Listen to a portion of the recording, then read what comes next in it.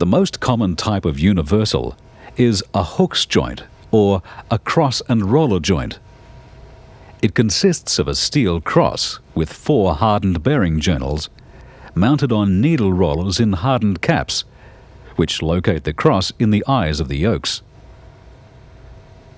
The cross swivels in the yokes as the drive is transferred from one shaft to the other.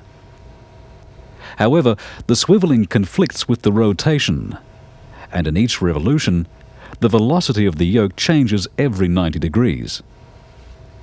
This change in the angular velocity increases as the angle between the driving and driven shafts increases. This type of joint is a non-constant velocity joint. The effect of the changing velocity can be eliminated by having identical joints at each end of the propeller shaft in phase with each other, and by having the input and output drives parallel. An increase in the velocity of the front yoke is cancelled out by a similar decrease in the velocity of the rear yoke in each revolution. In some cases, a type of constant velocity joint is fitted to the front end of the propeller shaft. This lowbrow joint has an inner race splined to the end of the propeller shaft and an outer race bolted to the connecting flange.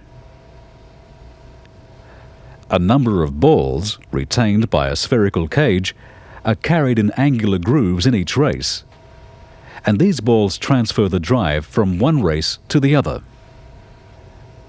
The outer race is also able to move longitudinally on the inner race grooves, and this accommodates changes in shaft length.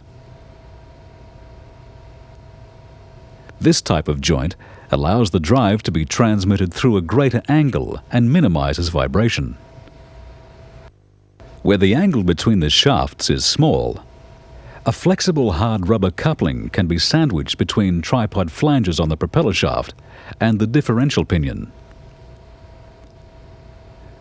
Since no friction-producing parts are involved, noise and vibration are reduced to a minimum.